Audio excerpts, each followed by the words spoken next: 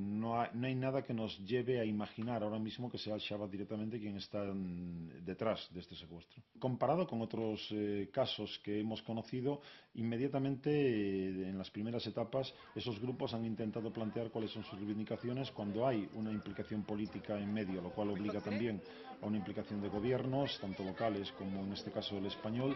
Luego, desde el punto de vista de que eso no lo conocemos, podría o bien ser resultado de una absoluta discreción en el desarrollo del proceso o bien simplemente la inexistencia de ese elemento, lo cual nos llevaría a la otra consideración. Estamos hablando de un objetivo económico, fundamentalmente por parte de los secuestradores. A les famílies s'ha confiat que la gestió d'aquesta situació la porti Metges Sense Fronteres.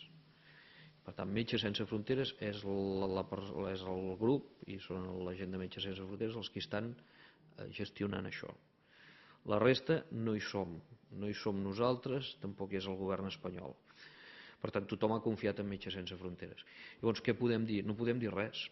És a dir, nosaltres el que podem dir és que ens consta, que sabem que estan bé i que confiem en Metges Sense Fronteres, que continuem parlant amb ells i que estem informats d'aquesta situació.